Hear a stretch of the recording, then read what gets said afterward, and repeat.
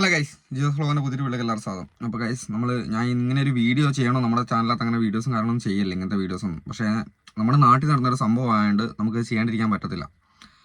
അപ്പോൾ നമ്മൾ എവിടെ തുറന്നാലും നമ്മുടെ ഫേസ്ബുക്ക്, നമ്മുടെ തുറന്ന നാട്ടിൽ തന്നെയുള്ള സംഭവം ആയതുകൊണ്ട് തന്നെ ഫേസ്ബുക്കിൽ എല്ലാവരും അങ്ങോട്ടും ഇങ്ങോട്ടൊക്കെ ഷെയർ ചെയ്തിട്ടൊക്കെ ആയിട്ടും വാട്സപ്പിലൊക്കെ നമുക്ക് ഈ ഒരു സംഭവം മാത്രമേ നമ്മുടെ മുമ്പിലുള്ളൂ.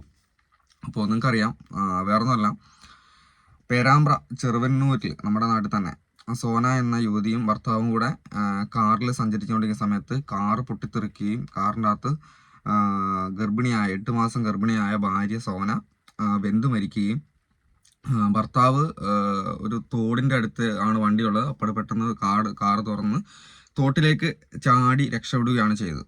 ഇതാണ് നമ്മളിപ്പോഴത്തെ ആ ഒരു സംഭവം. ഒരിക്കലും നമ്മുടെ പല സ്ഥലത്ത് നമ്മളിങ്ങനെ കാറിൻ്റെ അകത്ത് ആൾക്കാർ കുടുങ്ങുകയും പലരെ രക്ഷപ്പെടുകയും എന്ത് വരും. പക്ഷേ 8 മാസം ഗർഭിണിയായി നിൽക്കുന്ന ഒരു സമയത്ത് ഭാര്യ ബന്ധു മരിക്കുക എന്ന് പറയുമ്പോൾ അതൊരു വല്ലാത്തൊരു നമ്മുടെ മനസ്സിനെയൊക്കെ വല്ലാത്തൊരു എന്താ പറയുക, ഒരു കൊച്ചു വയറ്റിലുള്ള സമയത്ത് അത് നമുക്കൊരിക്കലും ചിന്തിക്കാൻ പോലും പറ്റാത്തൊരു കാര്യമാണ് അല്ലേ. അപ്പോൾ പ്രശ്നം എന്തല്ല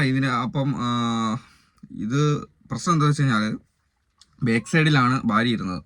അപ്പം എല്ലാവരുടെ ഒരു സംശയം പോലെയാണ് ഇപ്പം ഭർത്താവിനെതിരെ 60% പൊള്ളലേറ്റിട്ടാണ് ഭർത്താവ് രക്ഷപ്പെട്ടത്. ഇപ്പോൾ ഒരുപാട് പേരുടെ സംശയമാണ് കമൻറ്റുകൾക്കുള്ളിൽ. നിങ്ങൾ ആദ്യം മനസ്സിലാക്കുന്ന കാര്യം, കമൻറ്റിൻ്റെ ഉള്ളിൽ വല്ലാത്ത രീതിയിൽ ഭർത്താവിനെ ഭർത്താവ് മനഃപൂർവ്വം ഇത് ചെയ്തതാണെന്നും ഭർത്താവിനെ ക്രൂശിച്ചുകൊണ്ടുള്ള കമൻറ്റുകളും കാര്യങ്ങളാണ് കൂടുതലായിട്ട് വന്നേക്കുന്നത്. അപ്പം അതിനുള്ള കാരണം എന്ന് പറയുന്നത്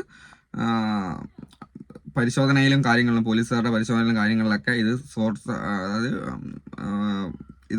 ഷോർട്ട് സർക്യൂട്ട് വന്നത് മുമ്പിൽ നിന്നല്ല, അതായത് എഞ്ചിൻ്റെ ഭാഗത്തു നിന്നല്ല, പിന്നെ അതുപോലെ തന്നെ ബാക്ക് സൈഡിൽ നിന്നാണ് വന്നേക്കുന്നത്.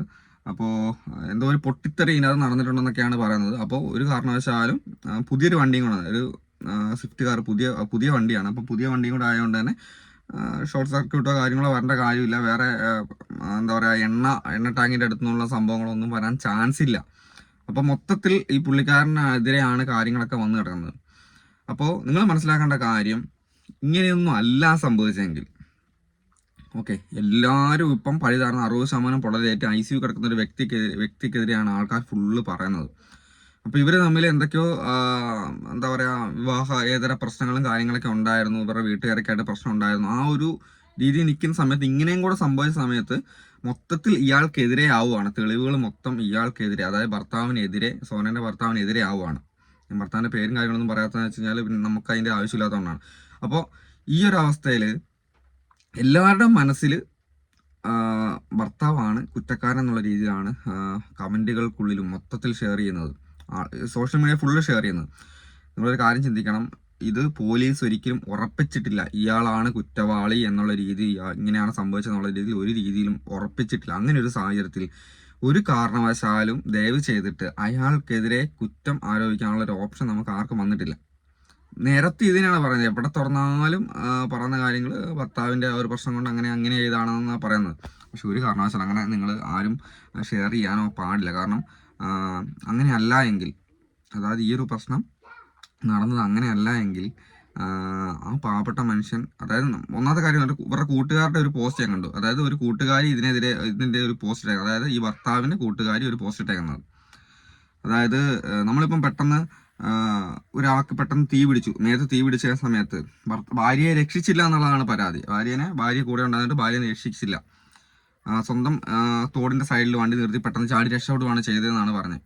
പക്ഷെ നമ്മൾ ആലോചിക്കണം, നമ്മുടെ മേത്ത് നമ്മൾ പെട്ടെന്ന് ഗ്ലാസ് പൊങ്ങിച്ചിരിക്കുന്ന സമയത്ത് കാറിനുള്ളിൽ തീ പിടിച്ചു കഴിഞ്ഞാൽ പെട്ടെന്ന് നമുക്ക് രക്ഷപ്പെടാനുള്ള ഒരു തോന്നലാണ് ഉണ്ടാവും അല്ലേ. ഒറ്റയടിക്ക് പെട്ടെന്ന് ചാടി ഇറങ്ങി രക്ഷപ്പെടാനുള്ള തോന്നലുണ്ടാവും. അല്ലാതെ അതൊരു റിയാക്ഷനാണ്, നമ്മുടെ ശരീരത്തിൻ്റെ മാനസികമായുള്ള സംഭവമല്ല, അത് ശരീരത്തിൻ്റെ ഒരു റിയാക്ഷനാണ്. അത് നമ്മൾ സ്വന്തം രക്ഷപ്പെടാനുള്ള ഒരു റിയാക്ഷനാണ് നമ്മളെല്ലാവരും കാണിക്കുക.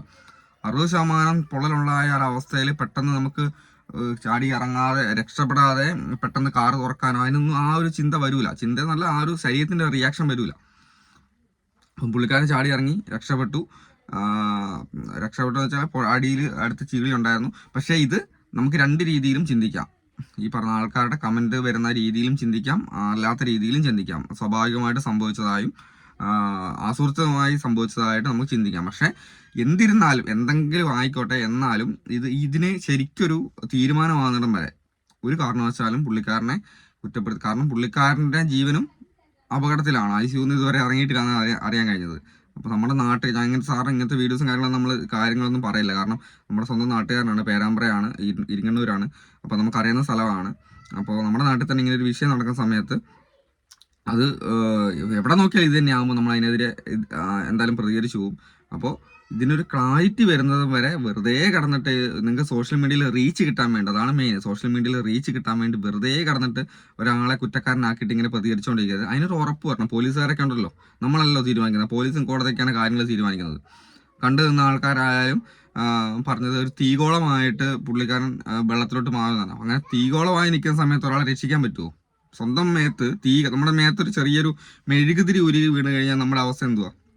നമ്മൾ ചിന്തിക്കുക, നമ്മുടെ കയ്യിൽ ചെറിയൊരു മെഴുകുതിരി ഉരുകി വീണ് കഴിഞ്ഞാൽ നമ്മളത് പൊള്ളി നമുക്ക് കൈ പെട്ടെന്ന് കുറഞ്ഞ് നമ്മൾ ഒരു വല്ലാത്തൊരവസ്ഥയിലാവും. അപ്പോൾ അതേ സമയത്ത് അയാളുടെ മേത്ത് മൊത്തം തീഗോളമായിട്ട് നിൽക്കുന്ന സമയത്ത്, അതുമാത്രമല്ല ആ ഒരു വീഴുന്ന സമയത്തും എന്താ പറയുക, തീഗോളമായിട്ട് വീണ് ആൾക്കാർ ഓടിച്ചെന്ന സമയത്തും അവർ പറഞ്ഞെന്ന് പറഞ്ഞ ഭാര്യ വണ്ടീൻ്റെ ഉള്ളിലുണ്ടെന്ന് പറഞ്ഞു. പക്ഷെ ഉള്ളിൽ ചെന്ന് പോകുന്ന സമയത്ത് ഈ ഒരു സംഭവം, മേലത്തെ ഈ ഒരു ഈ സാധനം താഴോട്ട് ഉരുകി വീണതുകൊണ്ട് പുള്ളിക്കാരിനെ കാണാനും പറ്റില്ല. ഫയർഫോഴ്സ് ഒക്കെ വന്നിട്ടാണ് പുറത്തെടുത്തതും അന്നേരത്തേക്കും ജീവൻ നഷ്ടപ്പെട്ടു. ഓക്കെ, അപ്പോൾ ഇതൊക്കെയാണ് സംഭവിച്ചത്. അപ്പോൾ ഈ സോഷ്യൽ മീഡിയയിൽ റീച്ച് കിട്ടാൻ വേണ്ടിയിട്ട് അനാവശ്യമായിട്ട് മറ്റൊരാളുടെ ജീവിതത്തിലേക്ക് കടന്നു കയറി ആ ഒരു അവസ്ഥയിൽ നിന്നുകൊണ്ട്, അല്ലെങ്കിൽ അതിൻ്റെ തീരുമാനമാണ് പോലീസുകാരുണ്ടല്ലോ, അതിന് ശേഷം നമുക്ക് പറയാം. കാരണം പോലീസുകാരും കോടതിയൊക്കെ തീരുമാനിച്ചതിന് ശേഷം നമുക്കതിന് പറയാം, കുഴപ്പമില്ല. അത് ഉറപ്പിച്ചതിന് ശേഷമാണല്ലോ അവർ വെറുതെ അങ്ങോട്ട് പറയുമല്ലോ. ഇത് ഒരു തീരുമാനം, ഒരു ക്ലാരിറ്റി കിട്ടുന്നതിന് മുന്നേ തന്നെ പെട്ടെന്നൊരു ചെറുപ്പക്കാരനെ കയറിയിട്ട് കുറ്റക്കാരനാണ് അങ്ങനെ ഇങ്ങനെയാണ്, അതും സ്വന്തം കൊച്ചാണ് വയറ്റി കിടക്കുന്നത്, അങ്ങനെയുള്ള ആൾക്കാരൊക്കെ ഉണ്ടാവും. പക്ഷേ അയാൾ അങ്ങനെയാണോ നമുക്കറിയത്തില്ല, നമുക്ക് ഒരു ഉറപ്പുമില്ല അങ്ങനെയാണോ ഇല്ലോ. അതിന് മുമ്പേ പോയിട്ട് ഒരാളെ വിധിക്കാനോ അയാളെ കുറ്റപ്പെടുത്താനോ പാടില്ല എന്നാണ് എൻ്റെ അഭിപ്രായം. എന്നാലും സ്വന്തം നാട്ടിൽ നടക്കുന്ന സംഭവമായതുകൊണ്ട് ഇതേപോലെ തന്നെ ഒരുപാട് സംഭവങ്ങൾ കേൾക്കുന്നതുകൊണ്ട് ഞാൻ എന്തായാലും ഒരു വീഡിയോ ആയിട്ട് പറഞ്ഞെന്ന് മാത്രമേ ഉള്ളൂ. നിങ്ങൾക്ക് നിങ്ങളുടെ അഭിപ്രായങ്ങൾ പറയാം. അപ്പോൾ എന്തായാലും ഓക്കെ.